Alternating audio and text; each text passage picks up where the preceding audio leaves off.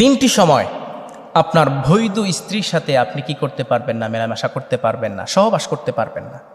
আমার প্রিয় ভাইয়েরা যারা স্বামী আছেন এখানে, তিনটি সময় আপনি আপনার বৈধ স্ত্রীর সাথে কি করতে পারবেন না, মেলামেশা করতে পারবেন না। আমরা যাদের ইসলামিক জ্ঞান নাই, কথাটা যদিও শুনতে খারাপ লাগে, কিন্তু জানার দরকার আছে না নাই? জানার দরকার আছে। এই জন্য বিশ্বনবী সাল্লাল্লাহু আলাইহি ওয়াসাল্লামকে আল্লাহ তাআলা বলছেন, হে নবী, আপনি আপনার স্ত্রীদেরকে এই বিষয়গুলো জানিয়ে দেন, তারা যেন, নারীরা এসে যেন তাদের কাছ থেকে জেনে নিতে পারে। কারণ আপনি পুরুষ, তারা আপনার কাছে এসে বলতে একটু লজ্জা পাবে, আপনিও বলতে একটু লজ্জা পাবেন।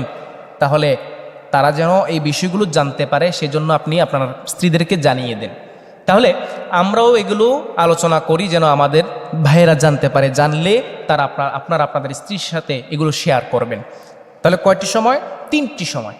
এর মধ্যে যে আল্লাহ তাআলা বলছেন যে আপনি, আপনার স্ত্রী হচ্ছে আপনার জন্য শস্যক্ষেত, যখন ইচ্ছা আপনি তখন তাকে কি করতে পারবেন, তার সাথে আপনি থাকতে পারবেন। ফসল আপনার যখন ইচ্ছা তখন আপনি কি করতে পারেন, ফসল উৎপাদন করতে পারেন, এটা আপনার ইচ্ছা। জমিনে যেমন আপনি ফসল উৎপাদন করতে পারেন ইচ্ছা মতো, ঠিক তদ্রূপ আপনার স্ত্রী হচ্ছে আপনার জন্য শস্যক্ষেত।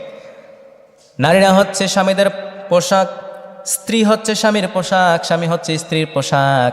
অতএব এটা হচ্ছে স্বামী স্ত্রীর ভালোবাসার একটি উত্তম মাধ্যম।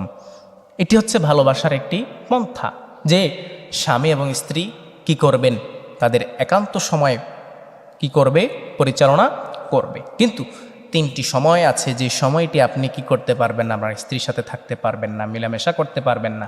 এর মধ্যে এক নাম্বার হচ্ছে হায়েজ অবস্থায়। মায়েরা, বোনেরা, মাসে তাদের একটা নির্দিষ্ট সময়ের জন্য কি হয়, তাদের একটা মিন্স হয়, যে সময়টা আপনি কি করতে পারবেন না, এটা হারাম, এটা জায়েজ নাই, আপনি আপনার স্ত্রীর সাথে মেলামেশা করতে পারবেন না। দুই নম্বরে নেফাস অবস্থায়, অর্থাৎ আপনার সন্তান ভূমিষ্ঠ হওয়ার পরে, আমি শর্ট করে বলে ফেলছি, ভূমিষ্ঠ হওয়ার পরে আপনি 40 দিন যাবৎ আপনার স্ত্রীর সাথে কি করতে পারবেন না, মেলামেশা করতে পারবেন না। 3 নম্বরে আপনি রোজা অবস্থায়, ফরজ রোজা অবস্থায়, রমজানে রোজা অবস্থায় আপনার স্ত্রীর সাথে আপনি কি করতে পারবেন না, সহবাস করতে পারবেন না। এগুলো নিষেধ, এগুলো হারাম।